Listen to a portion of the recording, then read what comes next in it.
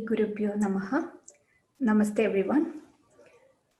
I would like to thank AVP and Krishna Kumarji for providing me this opportunity, and also want to congratulate them for organizing this international conference on COVID-19 and Ayurveda. It's most valid topic at the current scenario, so it's a great effort. I'm currently working as a professor and program director for Ayurvedic medicine at Southern California University of Health Science. Let me share my screen. Give me a second.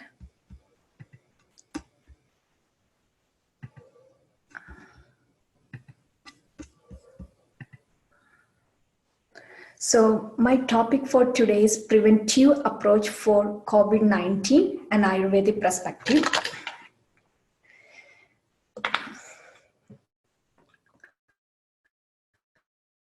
COVID-19 was first identified in early December 2019, and middle of March 2019, the World Health Organization assessed COVID-19 as a pandemic. And in fact, WHO named this Wuhan pneumonia as COVID-19 on February 11th of this year. So majority of the case, initially, even though it started in China, the majority of the cases were reported in US, Spain, Italy, and UK. Worldwide data as of May 7th, actually all this data I collected on May 7th, a total of more than 3 million confirmed cases and in 185 countries. So fast actually, within few months it spread most of the countries actually. So there are about 269,564 deaths and about 1 million people actually recovered worldwide. So similar data, if you look at from US, it is about more than 1 million confirmed cases and about 76,000 deaths and 174,000 people have recovered. So US demographic data indicate that this is affecting more among men as well as older population, and in general also that is the current trend actually seen. And morbidity rate is high among the patient with the cardiovascular disease, hypertension, diabetes, and respiratory disease. Look at the chart here. I hope you can see my mouse. So US surges past China in COVID-19 by March. How fast? The blue one is US and the red line is representing the China. So this current situation in the US is really getting worse. Data indicate that 5% of the case require intensive care. The disease progression is gradual and require about 9 to 10 days to progress from the symptom of upper respiratory tract infection to the acute respiratory distress syndrome. Acute respiratory distress syndrome often is followed by uncorrectable hypotensive shock, multi-organ failure, and eventually death. In US, significant number of states lack enough intensive care unit bed in their hospital to deal with this high COVID case, like increased COVID-19 cases actually in coming days. And that's one of the biggest challenge. Even the same situation is there for ventilator also. There is a lot of shortage of ventilator facilities also. And again, if you look at this chart here, look at the New York data. The red one shows the shortage of the bed. So that's a huge gap here, right? So this is one of the biggest public health concern right now US is facing with regards to COVID-19. So premonitory symptom, though many people have no symptom at all, despite of being highly contagious, studies suggest that a significant portion of the people show other symptoms such as diarrhea, loss of smell, and taste. Common symptom.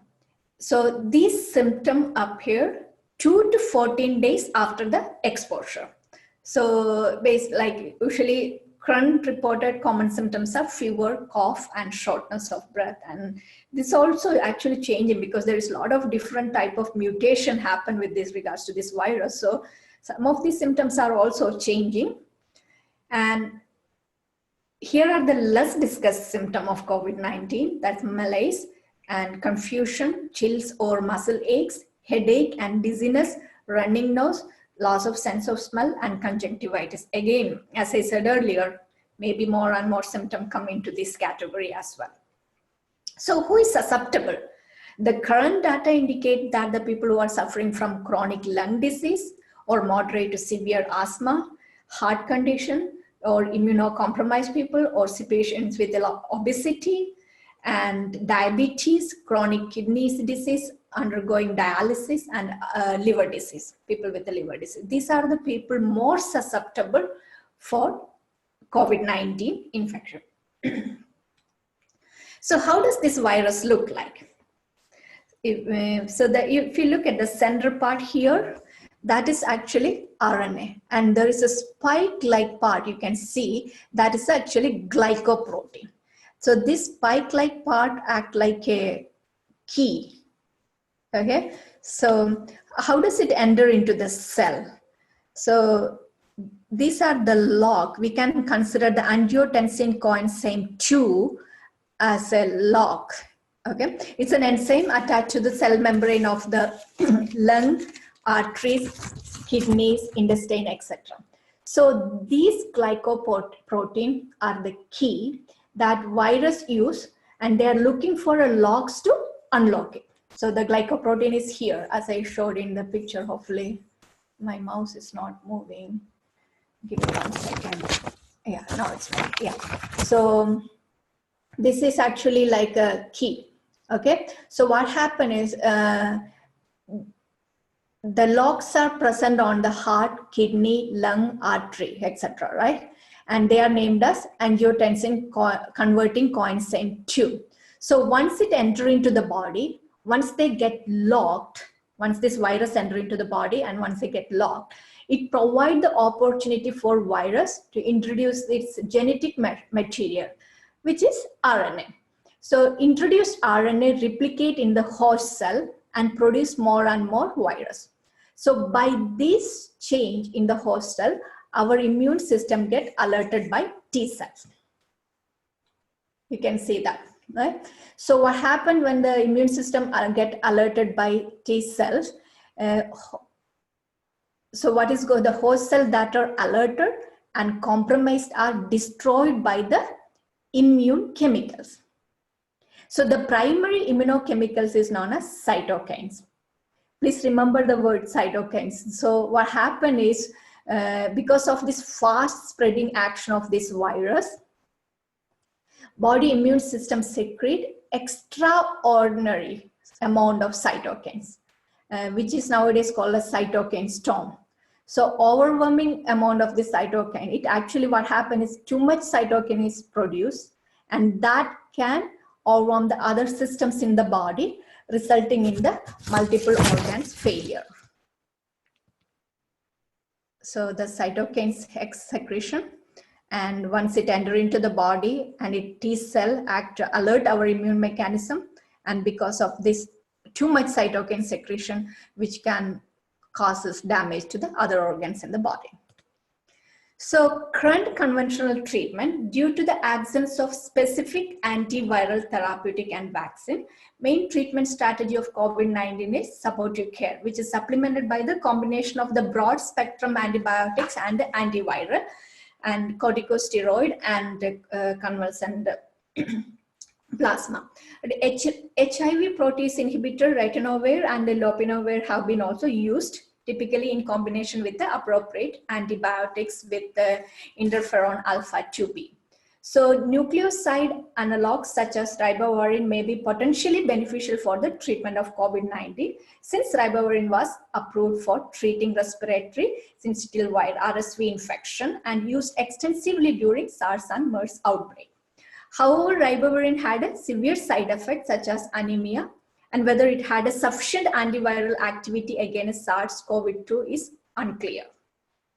So let's look at what's happening with the traditional medicine. In light of outbreak, various treatment modalities have been considered, including traditional medicine, which has been widely used during the past epidemic outbreak. And you can see there are a lot of scientific studies published actually in using the various traditional medicine modality for treating the past outbreak and acute respiratory syndrome, SARS and H1N1 influenza, etc. So up to date, actually 3 countries, China, India and Korea, South Korea, have issued traditional medicine treatment guideline on prevention and treatment of COVID-19. So India can be proud about it actually. So India issued treatment guidelines, population study guidelines, and clinical trial guidelines. It's a major step taken by Ayush government actually. And information about this will be soon available on Ayush website. So let's look at the Ayurvedic understanding about epidemics, right? First, a documentation and concept pertaining to the origin and spread of pandemic was systematically done actually by Chaga in Vimanasthana under Janabodho Dhamsa Vyadhi. Climate, air, water, and land can become common media through which the disease can affect the larger population. And root cause here mentioned is one of the root cause, adharma. So the meaning of adharma we can compare to an unsustainable way of human thoughts and action that damage the plant and animal life, environment around us, and the natural resources available on our planet. So we now know it's a Janabodho Dhamsa Vyadhi, and primary cause here, losing the integrity of supporting life factor such as Vayu, Jala, Prithvi, and Kala. Another cause, sinful act or adharma, which can be lead to the affliction of mass of people by the Rakshasa. That's the word Chaga used in Vimanasthana, Rakshasa. And so maybe we can consider the meaning of Rakshasa here as a microbes. It's questionable. So Sushruta also actually possibility of epidemic outbreak mentioned, which primarily affect the respiratory system. And very interesting thing here is actually the symptoms are fever, cough, breathing difficulty, rhinorrhea, headache, and anosmia. Very similar to COVID-19 symptom, right? Sushruta also described the mode of spread as a repeated physical contact by inhalation, by eating together, by sitting and sleeping together, contact with the clothes, garland, etc., which correlate actually, this principle we can correlate with the social distance principle, right? So look at thousands of years back itself, Ayurveda has documented this information. And let's put the puzzle together here. So according to the current non-conclusive evidence, the origin of the pandemic disease is traced to the two species actually. One is bat, you all know bat, and it's a nocturnal bird, mostly come during the night. And I kind of feel it is more Vata type, Vata characteristic. And another one is pangolin. It is actually slimy and it has a scaly lesion on the surface, right? And it's a little slimy. It is actually irregular shape actually. So maybe Vats Kapha kind of predominance, that's my guessing. So there is this American Chemical Society has published in Science Daily, the missing link in coronavirus jump from bats to human could be from pangolin. So this started from bats, but the way it came to the human through the pangolin, and mutation happened in pangolin and then enter into the body when the people consume this pangolin, right? There are people are still doing more and more research about this, how this spread happened. But if you look at National Geographic Channel also said that pangolin is the world's most trafficked mammal. You can imagine how much consumption of this specific animal might have happened in the past, right? If you Google, you can find a lot of information about the pangolin, and people are killing this animal, and people love to eat this animal in certain part of the world. Yeah. And look at the fatality rate here. You can observe an interesting fact here. It's affecting more Vata age people, right? Vata, like people from 60 to 69, slowly increasing. 80 plus year is most commonly seen actually. Okay, so more into Vata age as more affected. Okay, let's go a little more depth in Ayurvedic understanding of pathology and diagnosis. So we know it is a Janabodho Dhamsa Vyadhi, it is an epidemic type of disease, and it is an Agntuja Vyadhi, right? So because of Agntuja, causative factors, Vata Kapha dosha get abnormally vitiated and affect the Agni and causing Agni Mandya and affect Rasavaha, Annavaha, Udagavaha, Svetavaha, Pranavaha Srodhas, leading to Vyadhikshamatva and causing this condition. Again, now this is again, all this is hypothetical theory here, okay? Because based on the symptom and manifestation, these Srodhas involvement also change. So initial stage, it looks like Vata Kapha is more affecting. So Vata is drying up Kapha here. And second stage, what happened is Pitta and Sweda Srodhas. Pitta get abnormally vitiated and Swedavaha Srodhas are affecting here, involving here. That may be the recent symptom of fever coming. Third stage, if still not resolved, it can lead to a Sannipada crisis. And in fourth stage will be recovery or death. So Agntuja type of Jwara, so diagnosis, if we are looking, we can consider this as a Bhudabhishankaja Jwara. It's a type of Agntuja Jwara.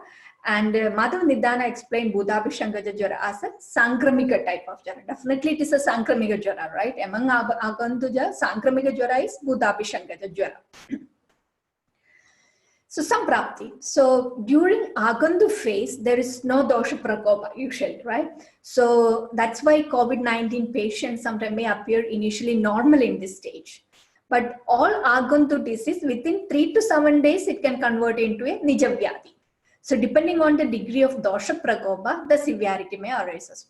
In some people, severe dosha dusha samurchana occur in the Nija stage and then lead to the complication. So let's look at the line of treatment in epidemics actually. I'm not going Bhudabhishankaja Jwara. In epidemics, what is the line of treatment explained by Chaga? This is Vimanasthana, 3rd chapter, sloka number 12 to 18 actually. Chatveshabhi kalandeshu yadanaraha, Chaturshabhi kalandeshu yadanaraha, Beshajano pavadayande, na bhavandyadurastada, Eshamna mrityu samanyam nacha karmanam, Karmam panjavidam tesham beshajam paramuchyate rasayananam vidivachobhayogaha shasyate deha vrittischa beshajaihi purvamudrite satyam bhude dayadanam bhalayo devadarchanam sadruttasya anuvrittischa prashamo guptiratmanaha hidam janapadanam cha shivanam upasevanam sevanam brahmacharyascha tadaiva brahmacharinam sankhada dharmashastranam maharshinam jitatmanam dharmige swatige nityam sahasya vriddha sammadehi. So I will explain this in the next slide, but some of these principles, I would say it's practiced worldwide actually. Really, let's look at what Chaga is saying about it. So first Chaga says that we may need potent medicine to deal with this epidemic, and effort has to be taken to collect and process such medicine before the epidemic gets spread widely, right? As soon as we know that this is happening, we need to collect all type of herbs and start processing it. And then he advised that once the outbreak is anticipated, people should be administered the medicine that enhance their immunity, that is rasayana. And that's what worldwide people are using immunomodulatory herbs, right? Actually, in fact, last 3 months in the supplement business, most sold supplement was immunomodulatory supplement, which is Chaga mentioned. And there is an explanation about Panchakarma, but I think, because now the hospital-based treatment may be difficult, so it won't be practical at this point. And then root cause of epidemic is actually adharma. So to address this, he talked about in the same line of treatment, he says truthfulness, compassion for living beings, charity, sacrifice, prayers to the God, adoption of preventive measures, which everybody is doing nowadays, triangulity and protection of self by mantra, observance of brahmacharya, and discussion of religious scriptures, and discussion with the great teachers, learned scholar, which is happening again, right? You can see, I am actually really surprised if you go to any social media or in YouTube, lot of virtual discussion, even maintaining the social distance. There have been a lot of discussion happening, even in the field of Ayurveda, meditation, yoga, spiritual discourses, prayers are happening virtually, group meditation is happening virtually. So these practices are happening. There is positive aspect actually, and I think we started rethinking how we can correct it, what all are the changes we need to make it happen.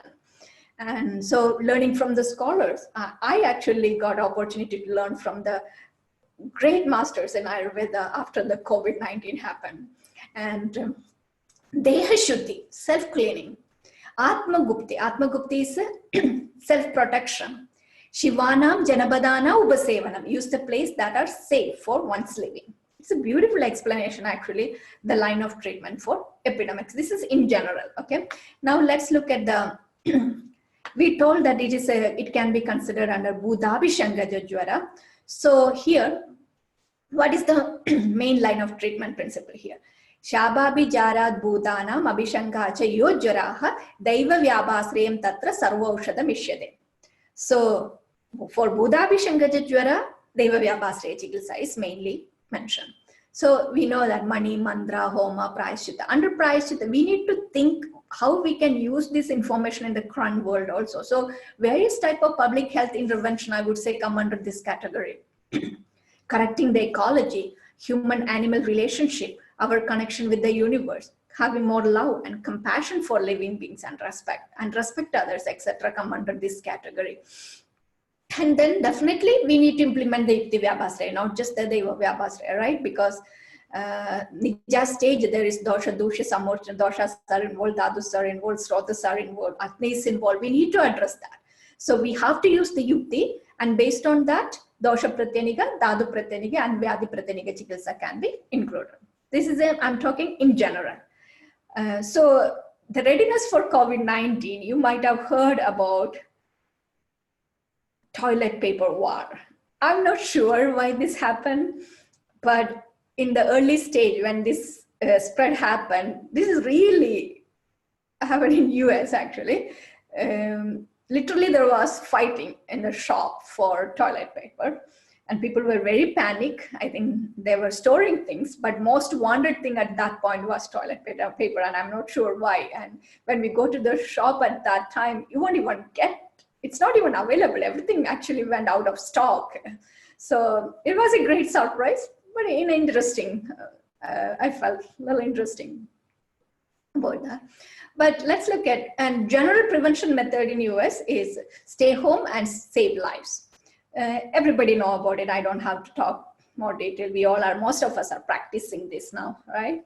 So, and now for in US, most commonly used supplement for COVID prevention. So Monolaurin, actually lauric acid that found in coconut acid, vitamin C, lab prepared or natural occurring substance with a rich vitamin C, reishi mushroom and chaga mushroom. That is also highest sold, one of the highest sold supplement. There is a lot of scientific study shows that these are immunomodulators, vitamin G and andrographis. We all know about andrographis. I was so happy to see this herb in this list actually. It's a bunimba. Extract was highly sold actually. Probiotics for gut health and antioxidant, that is the selenium and zinc.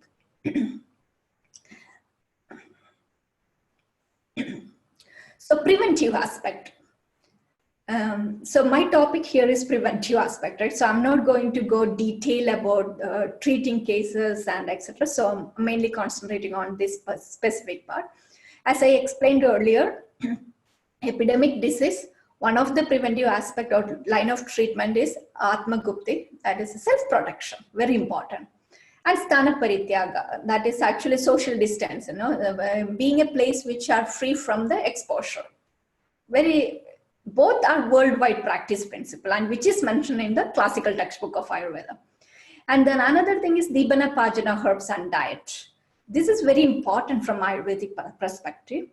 You know, even if you're doing rasayana, rejuvenatory or immunomodulatory herbs with immunomodulatory action, we have to pay Agni Bala. We have to pay attention to Agni Bala, right? So that's why Dibana Pajana herbs and diet is very important in this situation, actually, in this crisis. And rasayana and long-term preventive measures also we need to pay attention. It's not just a short-term approach. We have to revisit about our human action. We need to revisit about our lifestyle, our behavior, our relationship with the nature, relationship with the animal. This is the time, and I feel like it's a call done by a nature, actually. Hey, stop it. If you are not taking the action, here is the situation, what is going to happen. Look at how much that stillness, because of social distance, people are starting working from home. There is not that much traffic happening. There is not that much pollution happening. Can you even think or imagine this situation? Whole world would have taken this decision, having that stillness. I don't think so. I know it is a challenging time. I know there are so many people are dying, but there is something positive effect on the nature also happening indirectly because of the steps what we are taking right now, right? So this is time for us to revisit about our action, have that compassion and love around everything, us, like animal and nature. And it is the time for us to take an action and to educate our public actually. Okay, so protect the mother nature. So what happened when all this is happening? It's indirectly what we are aiming is Vyadhikshamatva. So Charaka Samhita described epidemic management and define immunity as the ability to prevent disease and arrest its progress to maintain homeostasis. So the concept of building strength of mind and body, okay? Concept of building strength of body and mind to cope with the various stressors, including infection, is a highlight of Ayurvedic practice. When Ayurveda get into more globalization or spread into other countries, these are more highlighting point or more core principle of Ayurveda where other integrative medicine practitioners get attracted actually. In my experience, I felt that. So they get fascinated with this concept, like Ayurveda concept of immunity is classified into Sahaja, natural, chronobiological, and acquired. And the holistic approach of Ayurveda towards promoting health, okay? It includes personalized intervention. It's a tailor-made, it's a custom-made intervention based on host and environmental factor. Okay, based on our body and environmental factor. We cannot separate this microcosm and macrocosm. There is a harmony happening always. There is a balance. There is a communication happening with the body and the nature around us. So the intervention include, which is explained for the Vyadhikshamatva or immune boosting, various type of cleansing procedure known as panchakarma and certain immunomodulator. That immunomodulator activity is not dinacharya, following dinacharya, indirectly support the immune system. And pay attention to the food, what you eat, when you eat, and how you eat. That is very important. Circadian rhythm concept is comes there actually. Not just the quantity of the food is important, not just the quality of food is important. When you eat is also very important actually. And the sleep, there are so many scientific studies shows that sleep as a medicine. Sleep helps to reduce the chronic infection and inflammation in the body. So sleep is very important. And Acharya design, a code of conduct, your behavior. Behavior actually reduces different type of inflammation happening in the body, keeping yourself calm, having that love and compassion. And Rasayana herbs and therapy, very interesting actually. The herbs which is explained under this Rasayana herbs, our acharyas thousands of years back, whatever herbs mentioned under this classification, now with the botanical study or Ayurvedic research study shows that these herbs have immunomodulating effect. Ayurveda is a time-tested and also evidence-based in a different way, right? Okay. So now let's look at the general recommendation by US Ayurvedic practitioner for prevention. You know, we don't get too many herbs. We have a lot of limitation what we can practice here. So these are the general recommendation. Drinking warm water includes spices like turmeric, cumin, coriander, ginger, black pepper, and garlic for cooking. Basically, protect the Agni, indirectly take care of the ama formation or undigested metabolites, right? Tulasi tea and golden milk. These are very similar to the Ayush recommendation actually. And golden milk is very interesting actually. Now most of the health food store carries golden milk. It's readily available. It's in the cold food storage section. You can see turmeric with the milk. It's already available. I don't think that is available in India. I know in India we can prepare that. Everybody, it's it is in our culture. But I was happy to see that the golden milk available in the stores, and also golden milk mix also available nowadays. So it is actually one of the highly searched supplement in US website actually. And then another one is Haridra and Maricha. And there are some capsules available with this combination. The combination will take care of Agni and Ama, right? So that's a very good combination, and better absorption of the Haridra people is also needed. Dinacharya practice that are in trend. Since few years, actually oil pulling is in trend, but recently, I'm sure because of Ayurvedic practitioner played a major role here, educating the public, and tongue scraping, Gandusha, Kavalagraha, Nasya. These are the practice in trend nowadays. And people have time also. Now they don't have to rush in the morning to office, right? So they have time. Majority of my patients are saying now they are practicing all these things. They are feeling more happy, and they feel more healthy also. They take some of this Ayurvedic supplement. So the Ayurvedic lifestyle, daily routine and seasonal routine, and Ratri Charya, all that following really help them to bring the balance and overall well-being actually. So, again, this is from recent publication, actually I took it. Some of this intervention, they are likely to target the exposure area, right? So this may help to improve the innate immunologic response of the mucous membrane and inhibit the virus transmission to the lungs. And these measures may hence function as a physiologic mask, defending the viral infection. That's why this may be very important actually to prevent or act as a defensive mechanism for the viral infection. Classical Ayurvedic herbs and rasayana available in US. As I said earlier, we don't get huge varieties of herbs here in our practice, but herbs mentioned in the rasayana therapy have been found to be very effective in immunomodulation and restoration of immune homeostasis. So Chavanprash, Agastya Rasayana, Indugandha Gridam, Dashamula Haritaki, then Ashwagandha, Guduji, Shatavari, Amalaki, Eshtimadu, Pipali, Bonima. These are commonly used herbs. Actually, I'm also a president of an Ayurvedic herbs company here in US. And in our company, what we noticed actually since last 3 months, these herbs actually saw highest highest percentage actually went about these herbs actually in the sale. So it's very interesting. And most of these people, they are not, I don't think they see an Ayurvedic practitioner on taking. They mainly doing a Google search and looking at what is the best immune boosting herbs and purchasing it. So it's very interesting to see, even though Ayurveda is not in the mainstream of practice, it's not a licensed healthcare system in US, but people are directly or indirectly following some of this Ayurvedic principle and consuming this Ayurvedic herb for boosting the immune system or supporting their immune system. And also, there are evidence-based studies showcasing the effectiveness of these herbs as a immunomodulator. For example, ashwagandha. This study shows that studies on immunomodulatory activity of Withania somnifera extract in experimental immune inflammation revealed that a significant increase in the white blood cell count and platelet count.